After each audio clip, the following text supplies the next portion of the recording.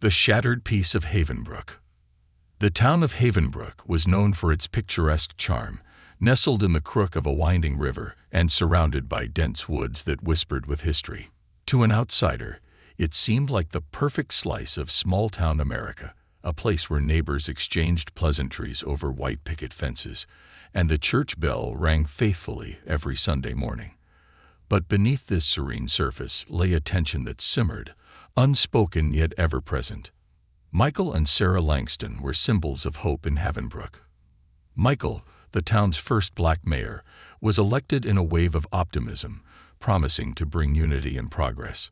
Sarah, a dedicated schoolteacher, was the heart of the local elementary school, her patience and kindness touching the lives of every child she taught. Together, they raised their only daughter, Ellie, a radiant 9-year-old with a rare lung condition that tethered her to an oxygen machine. Ellie's laughter was a bright light in their lives, despite her constant battles with her fragile health. Their home, perched on the edge of town, was a modest but welcoming space. The garden was a kaleidoscope of blooms, lovingly tended by Sarah, and the porch was a favorite spot for Ellie, who loved to watch the stars while her machine hummed gently beside her. That night, the family routine unfolded as usual. Sarah prepared dinner in the kitchen, her movements a comforting rhythm, while Ellie sat by the window, sketching the stars she adored. Michael, as usual, was at City Hall, navigating the endless demands of his position. The knock at the door was unexpected, abrupt in the quiet of the evening. Sarah wiped her hands on a dish towel and opened it to find Officer Harrington standing there. A tall, broad-shouldered man with a face that rarely betrayed emotion, Harrington was an imposing figure. His presence was unsettling, a reminder of the authority he wielded and the whispers that surrounded his name. "Good evening, Mrs. Langston," Harrington said curtly, his voice devoid of warmth. "We've had a noise complaint." Sarah blinked, confusion etched on her face. "Noise complaint? I don't understand. We're always quiet." Harrington's eyes flicked past her, landing on the faint glow of the oxygen machine in the living room. "That machine," he said, his tone sharp. "It's loud, disturbing the peace." Sarah's stomach nodded. "That's Ellie's oxygen machine. She needs it to breathe." "Be that as it may," Harrington replied, stepping forward without invitation. "We can't have complaints piling up." Sarah instinctively blocked his path. "You can't just come in here and—" But Harrington pushed past her, his heavy boots echoing against the wooden floor. Sarah's protests were drowned out as he reached Ellie, who looked up at him with wide, startled eyes. "This is unnecessary," he muttered, kneeling beside the machine. Before Sarah could react, his hand darted out, gripping the tube that connected Ellie to her lifeline. With a swift motion, he severed it, and the machine sputtered into silence. Ellie's gasp was immediate and horrifying, her small body convulsing as she struggled for air.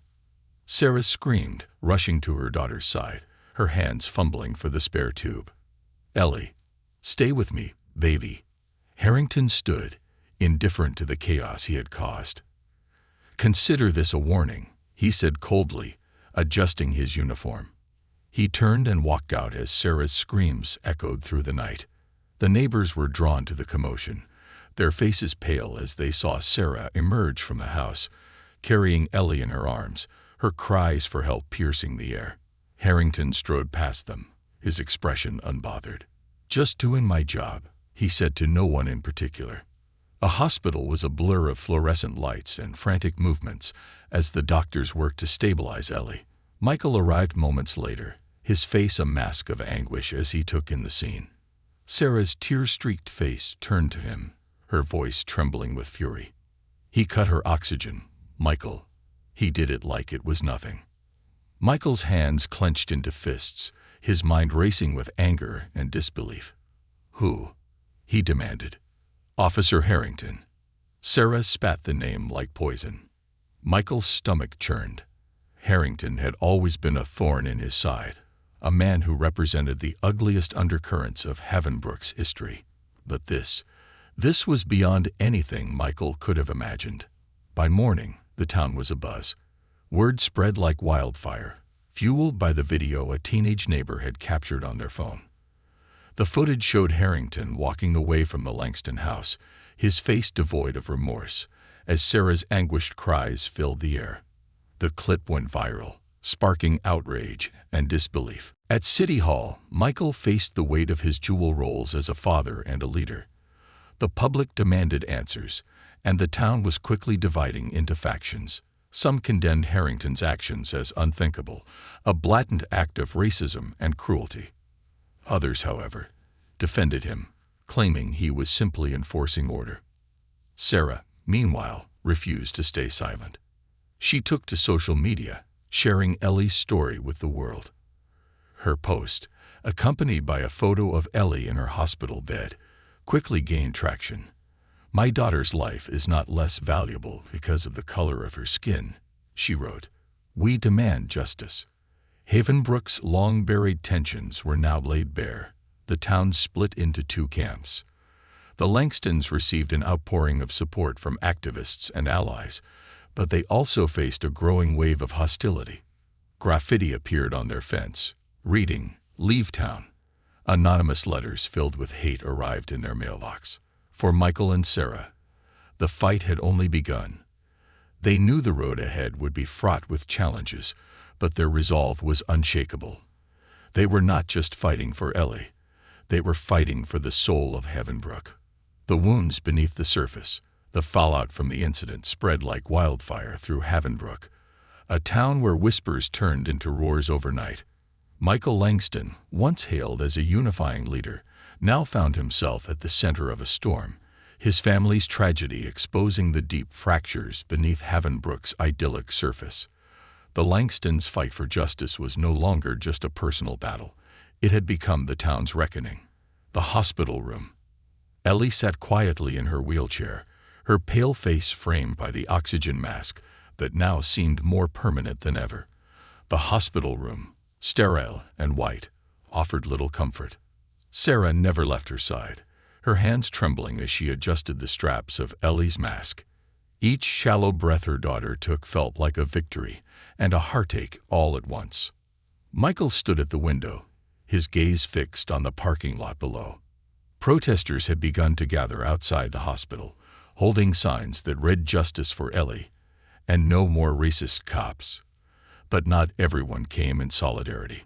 A smaller, angrier group stood opposite them, their signs stark in their hostility.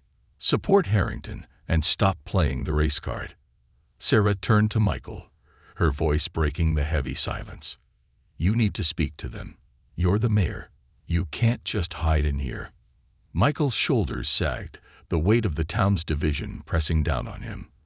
"I'm not hiding," he replied, though the exhaustion in his voice betrayed him.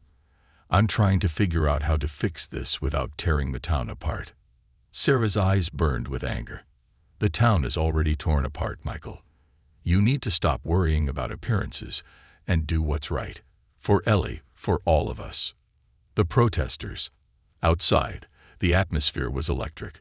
Lisa Carter, a local community organizer, stood at the forefront of the Justice for Ellie movement. With her megaphone in hand, she led the chants, her voice carrying over the growing crowd. "This isn't just about Ellie," Lisa shouted. "This is about every black family in Havenbrook that's been treated like they don't belong. This is about the systemic racism that's been hiding in plain sight for decades." Across the street, a man with a bullhorn countered her words. Tom Shippard, a retired police officer and vocal supporter of Harrington, paced back and forth in front of his group. "Harrington was just doing his job," Tom yelled. "This isn't about racism. It's about law and order. The Langstons are trying to divide this town with their lies." The two groups shouted over one another, the tension palpable.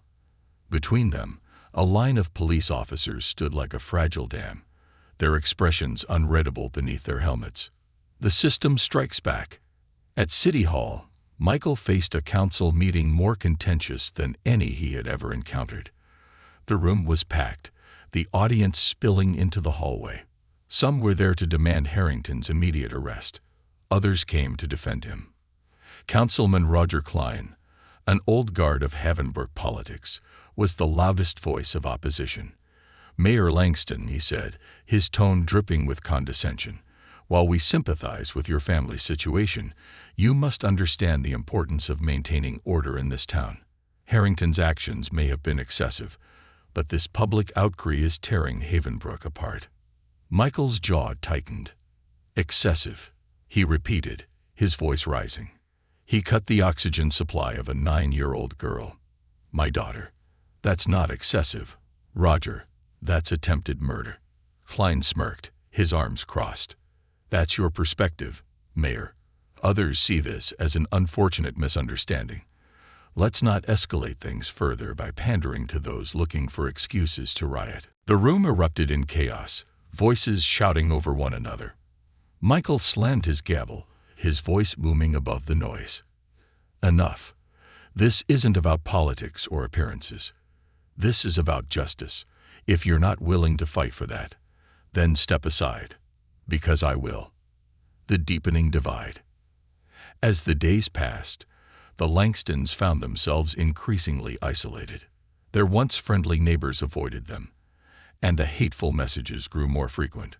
One morning, Sarah opened the door to find a dead bird nailed to their porch, with the words "Get Out" scrawled on a piece of cardboard beside it. Michael knew they needed allies.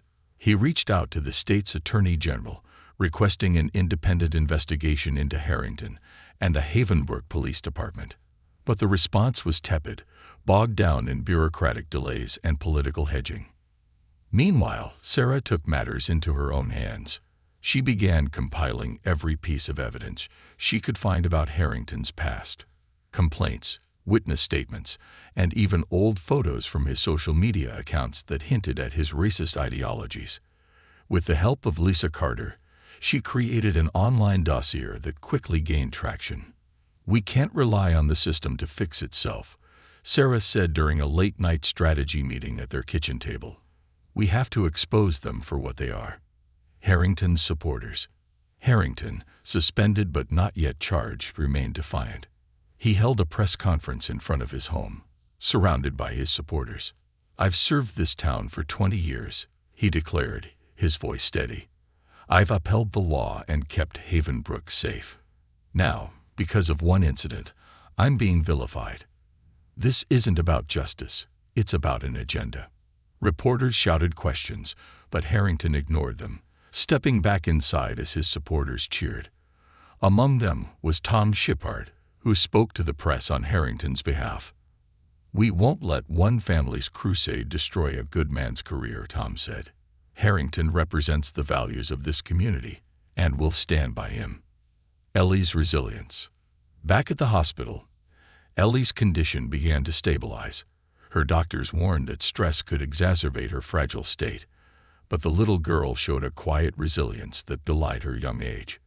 One evening, as Sarah brushed Ellie's hair, the girl looked up at her mother with a determined expression. "Mom, why do they hate us?" Sarah's heart broke at the question. "They don't hate you, sweetheart. They just don't understand how special you are." Ellie nodded thoughtfully. "But we can show them, right? We can show them we're not bad people."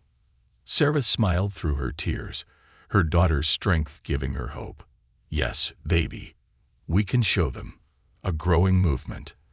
The Justice for Ellie movement continued to grow, drawing attention from national media outlets and civil rights organizations. Donations poured in to support the Langstons' legal fight, and prominent figures began to speak out. But with the support came more resistance. The Langstons' house was vandalized again, this time with a Molotov cocktail thrown through their window. Thankfully, no one was hurt, but the message was clear. The fight for justice in Havenbrook would not come without cost. Michael stood in the charred remains of their living room that night, holding Sarah and Ellie close. "We're not going anywhere," he said firmly. "They can try to scare us, but we're not backing down." As Havenbrook teetered on the edge of chaos, the Langstons' resolve burned brighter than ever. They would not let fear silence them. Their fight was not just for Ellie, but for every family that had suffered in silence for too long. A town in turmoil. The town of Havenbrook was unraveling. What had once been a quiet, picturesque community now stood divided, its idyllic facade shattered. The Langstons' pursuit of justice for Ellie had exposed the ugly underbelly of Havenbrook, a deep-seated racism that had festered in the shadows for generations. And as the days turned into weeks, a hand shot up from the audience. It was Roger Klein, the same councilman who had opposed Michael's every move since the incident. His voice dripped with disdain. "Mayor Langston, are you suggesting we overhaul an entire system based on one incident? Harrington has served this community for years, and you're ready to throw him under the bus?" Michael's jaw tightened. This isn't just about Harrington. This is about a system that has allowed people like him to act with impunity. If we don't address the root causes, this will happen again. Another voice interjected, this time from Lisa Carter. "The mayor is right. We've seen the evidence. Harrington isn't an isolated case. He's a symptom of a much larger problem." From the back of the room, Tom Shepard's gruff voice rang out. "That's enough. This isn't about justice. It's about tearing down the men and women who keep this town safe." The room erupted into chaos, with people shouting over one another. Michael raised his hands, calling for order, but the discord was too loud, too entrenched. It was clear that no speech, no appeal to unity, could mend the fractures that had split Havenbrook. A dark night. That evening, as the Langstons returned home, they found a chilling sight waiting for them. Their front yard had been vandalized. Spray-painted slurs defaced their white picket fence, and their garden, once so lovingly tended, had been trampled. A small charred object lay near the porch, a burnt-out torch, its message unmistakable. Sarah stood frozen, her hand clutching Ellie's wheelchair as the little girl stared at the destruction with wide eyes. "Mommy, why are they so mean?" Ellie whispered, her voice muffled by her oxygen mask. Michael clenched his fists, his anger boiling over. "Because they're afraid of change," he said, his voice low but firm. "And they hate what they don't understand." Sarah placed a hand on his arm, her voice shaking. "We can't stay here. It's not safe anymore." Michael turned to her, his face hard with determination. "If we leave, they win. They want us to run, to give up. I won't let them scare us out of our home." A new ally. The next day, as the Langstons worked to clean up the mess, a stranger approached their home. She was a tall, striking woman with a commanding presence and a kind smile. "Mayor Langston," she said, extending her hand. "I'm Camille Reynolds. I'm with the National Civil Rights Council. I heard about what happened to Ellie and came to offer my support." Michael shook her hand, gratitude flashing in his eyes. "Thank you, Ms. Reynolds. We could use all the help we can get." Camille nodded. "We've seen this before in towns like Havenbrook. Change doesn't come easily, but it starts with people like you and Sarah standing up for what's right. I'd like to help you build a case, not just against Harrington, but against the entire system that enabled him." Sarah, who had been listening from the porch, stepped forward. "We need more than a case. We need to change this town from the ground up." Camille smiled. "That's the goal. But it starts with accountability. If we can prove that Harrington's actions were part of a larger pattern of misconduct, we can push for systemic reforms." The investigation deepens. Camille's arrival brought renewed focus to the Langstons' fight. With her team of lawyers and investigators, she began uncovering a web of corruption and racism within Havenbrook's police department. Records that had been buried for years came to light. Complaints against officers that were dismissed without investigation, evidence tampering, and even reports of intimidation against residents who spoke out. One particularly damning piece of evidence was a series of emails between Harrington and several other officers. In them, Harrington referred to black residents with slurs and discussed strategies to keep them in their place. The emails painted a chilling picture of a department rife with prejudice. Camille presented the evidence to Michael late one evening in his office. "This is more than enough to indict Harrington," she said. "But it also implicates his superiors. If we go public with this, it's going to cause an uproar." Michael leaned back in his chair, his brow furrowed. It's already an uproar. This will either break this town or force it to confront the truth. Ellie's quiet strength. Amid the chaos, Ellie became a symbol of resilience for those fighting for change. Her story resonated with people far beyond Havenbrook, and letters of support poured in from across the country. Activists shared her picture, a small girl in a wheelchair, her oxygen mask a stark reminder of her fragility, and called for justice in her name. Despite her condition, Ellie insisted on attending a rally organized by Lisa Carter and Camille's team. She sat on the stage beside her parents, her small frame dwarfed by the crowd around her. When it was her turn to speak, she took the microphone with trembling hands. "My name is Ellie," she began, her voice soft but steady. "I'm 9 years old, and I just want to live. I don't understand why some people hate me because of the color of my skin. But I know that hate is wrong. My mom and dad say we have to be brave, so I'm going to be brave. Please, don't let hate win." Her words brought tears to the eyes of many in the crowd, her innocence cutting through the anger and fear that had gripped the town. The rally ended with a renewed sense of purpose, the chants of justice for Ellie echoing long after the crowd dispersed. A town on edge. The growing movement for justice only deepened the divide in Havenbrook. Supporters of Harrington grew more aggressive, organizing counter-protests and spreading disinformation online. Threats against the Langstons escalated, forcing them to increase security around their home. Despite the dangers, the Langstons refused to back down. They were no longer fighting just for Ellie. They were fighting for every family that had been silenced, for every child who deserved to grow up in a better world. As the sun set on Havenbrook, the town stood at a tipping point. The fight for justice was far from over, but the Langstons' resolve burned brighter than ever. Their battle had become a beacon, shining a light on the darkness that had long plagued their community. The turning point. Havenbrook had become a battlefield, not of weapons, but of ideology, justice, and the raw clash of human emotions. The town, once sleepy and united under its veneer of politeness, was now a tinderbox ready to ignite. And at the center of it all stood the Langstons, unwilling participants thrust into a storm they could not escape but refused to surrender to. Escalating threats. The threats against the Langstons escalated to terrifying new levels. It started with hateful graffiti and anonymous letters, but now, ominous calls in the dead of night shattered their sleep. The caller never spoke, only breathed, leaving Sarah clutching the receiver in shaking hands.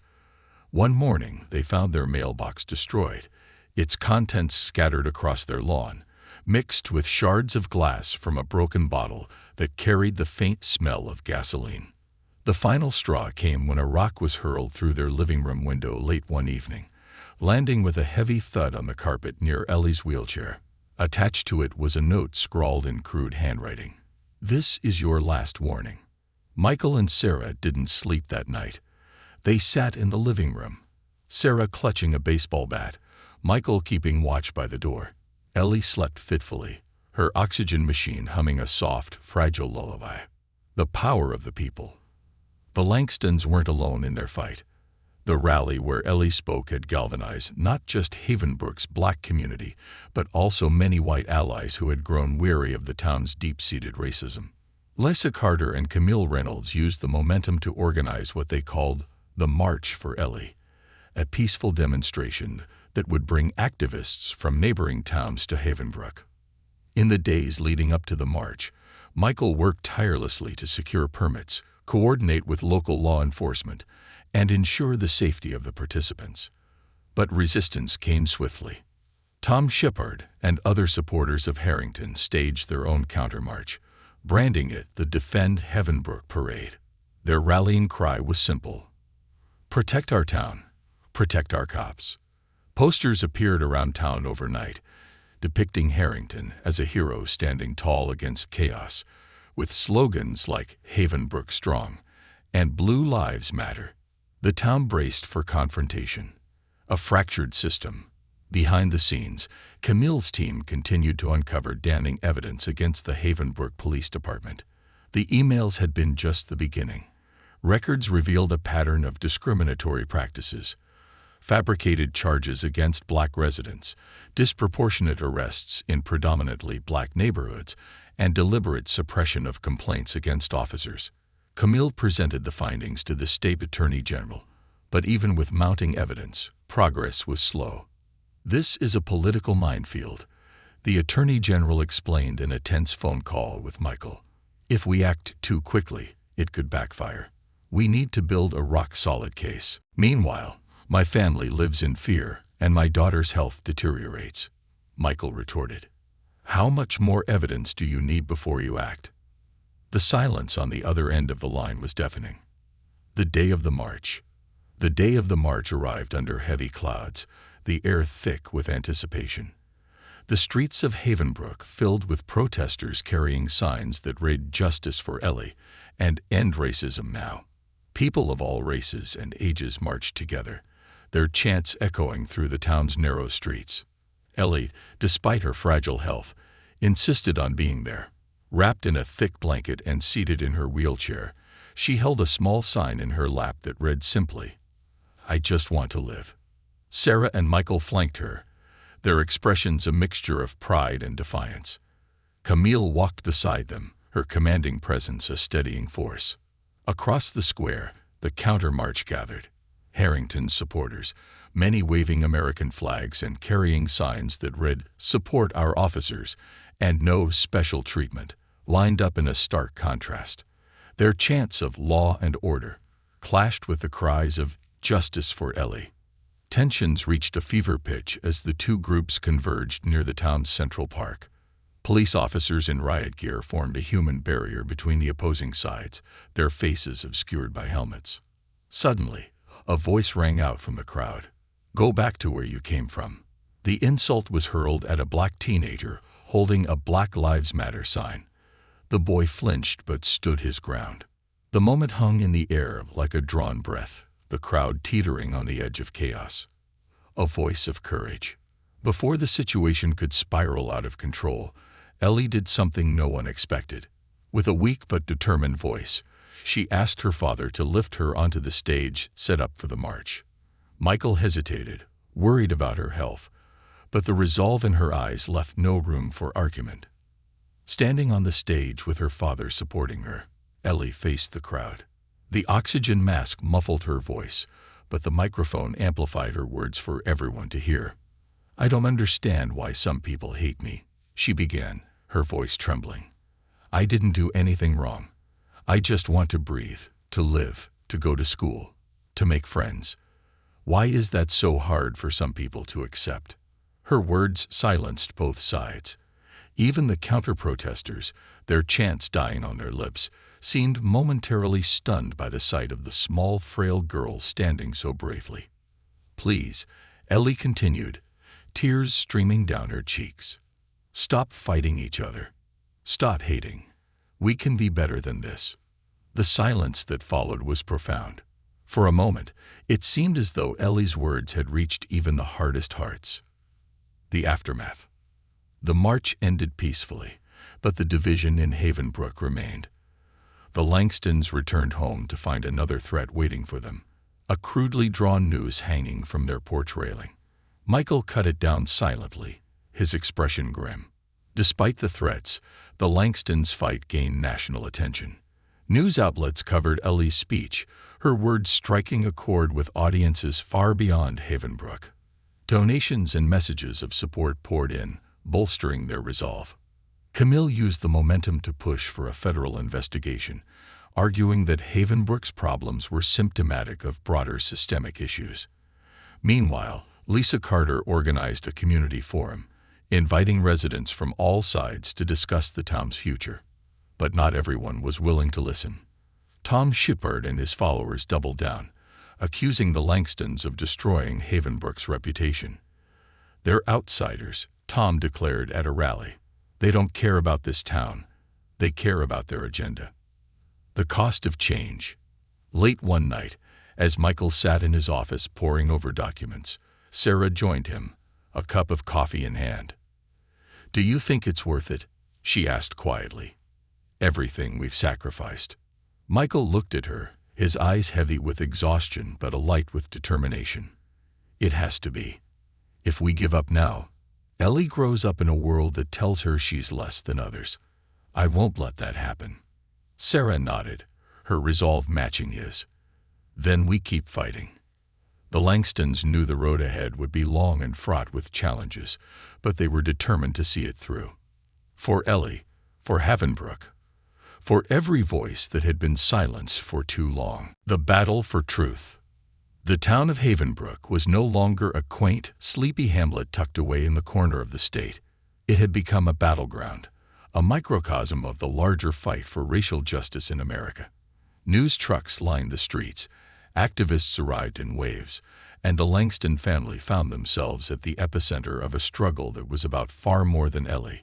It was about exposing the truth and tearing down a system that had allowed injustice to thrive for generations. The federal investigation begins, under mounting national pressure and the relentless work of Camille Reynolds and her team. The Department of Justice announced a federal investigation into the Havenbrook Police Department. The move was unprecedented for the small town, and it sent shockwaves through the community.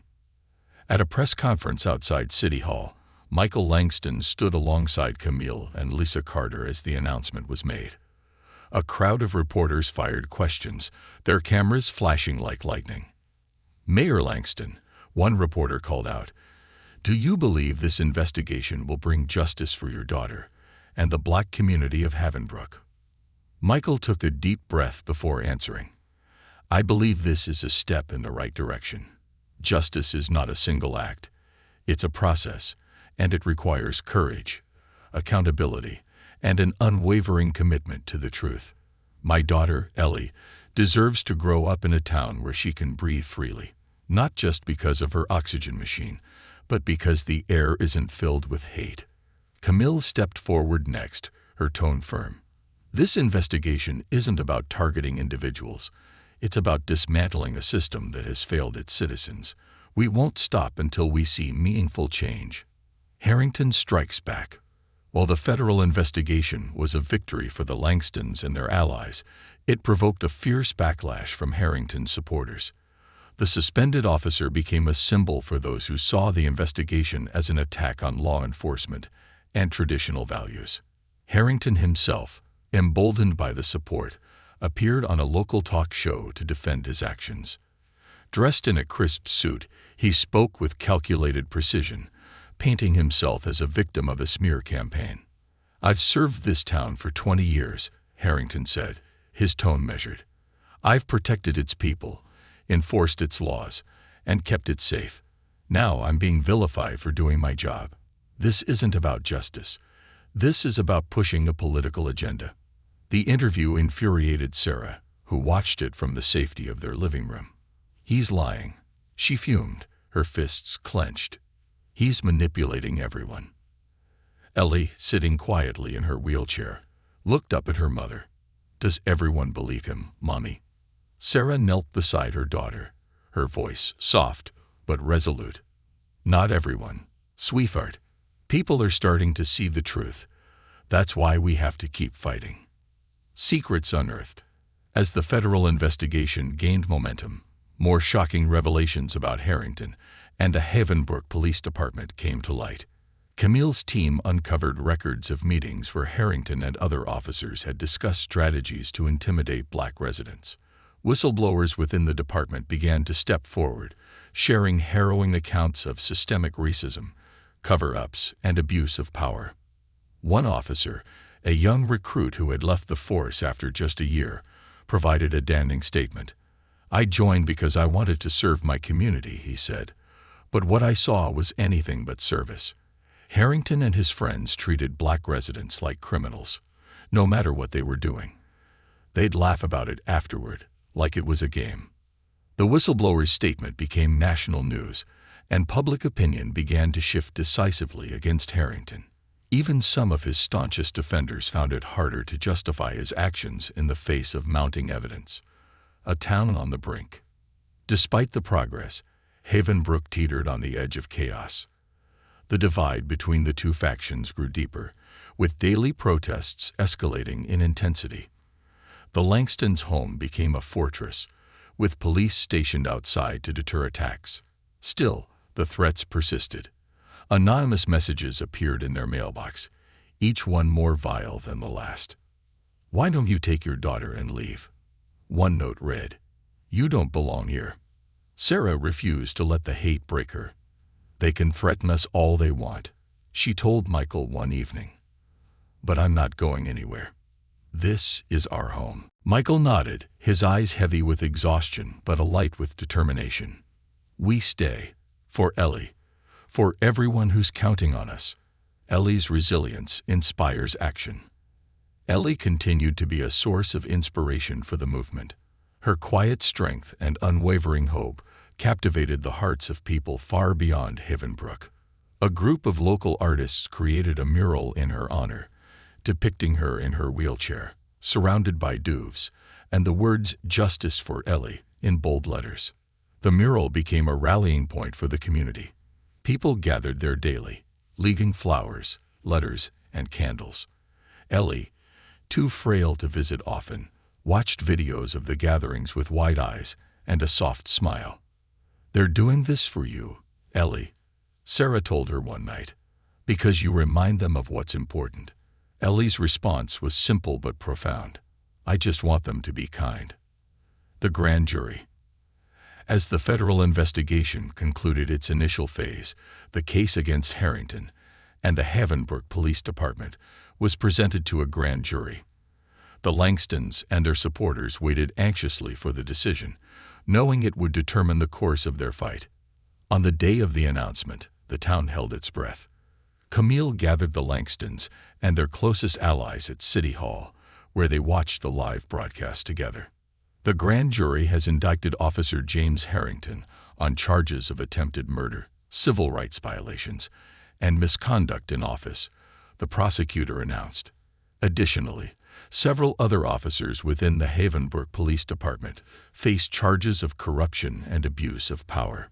The room erupted in cheers and tears. Sarah hugged Ellie tightly, her heart pounding with relief. Michael stood silently for a moment, his emotions too overwhelming to process. Finally, he spoke, his voice thick with gratitude. "This is for you, Ellie. For all of us. The path forward." The indictments were a monumental victory, but they were only the beginning. The Langstons knew that true justice would require systemic change, not just the punishment of individuals. With Camille's guidance, they began working on reforms to overhaul Havenbrook's police department, implement community oversight, and ensure accountability at every level. Michael, though exhausted, found a renewed sense of purpose. He used his platform as mayor to advocate for change, traveling to other towns and cities to share Havenbrook's story and push for broader reforms. Sarah focused on healing their family. She organized community events to bring people together, fostering dialogue and understanding. Ellie, though still frail, remained a beacon of hope, her smile a reminder of what they were fighting for. A glimmer of hope. Havenbrook was far from healed, but the seeds of change had been planted. The town that had once been a symbol of division was now a symbol of resilience, its people learning to confront the past and build a better future. One evening, as the sun set over their rebuilt home, the Langstons sat together on the porch. Ellie, her oxygen machine humming softly beside her, looked out at the garden Sarah had replanted. "It's pretty again," she said, her voice filled with quiet wonder. "It is," Sarah replied, her hand resting on Ellie's shoulder. "And so does this town. It's not perfect yet, but it's getting better." Michael nodded, his gaze fixed on the horizon. "We'll keep fighting. For Ellie, for Havenbrook, for everyone who deserves justice." As the first stars appeared in the sky, Ellie smiled. "We're stronger now." And for the first time in what felt like forever, Havenbrook felt a glimmer of hope. The dawn of change. The winds of change swept through Havenbrook. The once quiet town was now a symbol of both the horrors of systemic injustice and the resilience of a community willing to face its darkest truths.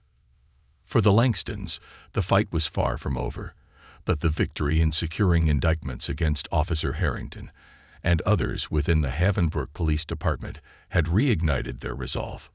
Still, the road ahead was long, and the scars left on the town and the Langston family would not heal overnight. The courtroom battle. The trial of Officer James Harrington began under intense national scrutiny. Reporters filled the courtroom every day, their cameras capturing the tension in the air. Harrington sat at the defense table, his expression cold and defiant. He had hired a high-profile attorney who specialized in defending law enforcement officers, and his strategy was clear: paint Harrington as a man caught in a difficult situation, a scapegoat for broader societal issues. Michael and Sarah Langston sat in the front row of the gallery, their hands tightly clasped. Ellie, too fragile to attend every session, joined them only on the first day. Her presence, a quiet reminder of the human cost of Harrington's actions, brought the room to a hushed silence. The prosecution, led by a team of federal attorneys and supported by Camille Reynolds, presented a damning case. They outlined Harrington's history of misconduct, showing emails, witness testimonies, and internal documents that painted a clear picture of a man fueled by hatred and emboldened by a corrupt system. The moment they played the video of Harrington walking away from the Langston home after cutting Ellie's oxygen tube, the courtroom grew still. How does someone in a position of power, sworn to protect, justify such an act? The prosecutor asked the jury, her voice firm. Ellie Langston is not just a victim. She is a child who deserves to live free from fear. Harrington's defense attempted to shift the blame, arguing that the situation had been exaggerated and that Harrington had acted within his discretion as an officer. They pointed to the unrest in Havenbrook as evidence of the Langstons' so-called agenda, a claim that rang hollow in the face of the evidence. The verdict. After weeks of emotional testimony, the jury reached a decision. The entire town held its breath as the foreperson read the verdict. On the charge of attempted murder, we find the defendant, James Harrington, guilty. A collective gasp filled the room, followed by the muffled sound of sobs and cheers. Harrington's expression finally cracked, a flicker of disbelief crossing his face.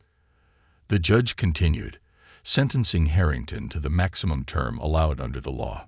His conviction sent shockwaves through Havenbrook, marking the first time in the town's history that an officer had been held accountable for such actions. Michael wrapped his arms around Sarah, tears streaming down their faces. Camille, standing nearby, smiled faintly, her work far from done but validated by this victory. Ellie, watching from home, clapped her hands weakly as the news played on the television. "They listened, Mommy," she whispered. "They finally listened." Rebuilding the community. With the trial behind them, the Langstons turned their attention to rebuilding Havenbrook. The town was still deeply divided, but seeds of reconciliation began to sprout.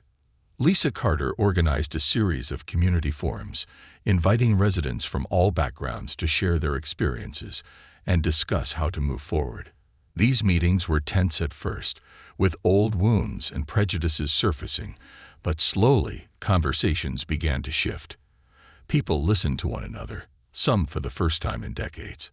The Havenbrook Police Department underwent a complete overhaul.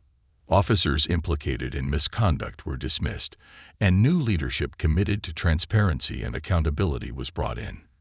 Community policing programs were introduced, and the department worked to rebuild trust with the residents it had long failed. Michael, as mayor, championed these reforms, often facing backlash, but never wavering. "Change is hard," he said during one council meeting. "But if we don't do this now, we'll only leave the next generation to fight the same battles." Ellie's dream. Despite the progress, the Langstons continued to face challenges. Ellie's health remained fragile, her condition exacerbated by the stress of the past months. But her spirit was as strong as ever. One evening, as Michael tucked her into bed, she looked up at him with a question. "Daddy, do you think I can make a difference when I grow up?" Michael's heart swelled with pride. "Ellie, you've already made a difference. Look at everything that's changed because of you. Ellie smiled faintly, her eyelids heavy. But I want to help more. I want to make sure no one ever feels scared like I did. You will, sweetheart, Michael whispered, brushing a strand of hair from her face. You already are. A brighter future. Months turned into a year, and Havenbrook slowly began to heal. The mural dedicated to Ellie remained a focal point in the town, a place where people gathered to reflect and honor the fight for justice. Schools began incorporating lessons on racial equity into their curriculums, and local businesses pledged to foster inclusivity. The Langstons, though still cautious, found moments of peace. Their garden, once destroyed by hate, now bloomed brighter than ever, a testament to resilience and hope. One sunny afternoon, Ellie sat in the garden, sketching a picture of doves and stars. Her oxygen machine purred beside her, a steady reminder of the challenges she continued to face. Sarah watched from the porch, her heart swelling with love and gratitude. "Mom," Ellie called, holding up her drawing. "Do you think this is what hope looks like?" Sarah walked over, kneeling beside her daughter to examine the sketch. "It's exactly what hope looks like," she said, pulling Ellie into a gentle embrace. The legacy of change. The Langstons' fight had left an indelible mark on Havenbrook. The town was not perfect. Prejudice and resistance still lingered in some corners. But the progress was undeniable. People who once turned a blind eye to injustice now stood up against it. Conversations that had long been avoided were finally taking place. Michael and Sarah knew their work was far from over, but they took solace in the strides they had made. Their journey had been painful, but it had also been transformative. For their family, for their town, and for Ellie's future. As the sun dipped below the horizon, casting a warm glow over Havenbrook, Michael stood on the porch with Sarah, watching Ellie play in the garden. "We did it," he said softly. Sarah nodded, her eyes shining. "For Ellie, for all of us." And as the stars began to twinkle above, Havenbrook stood as a symbol of what was possible when people refused to let hate win, when they chose justice, hope, and love over fear.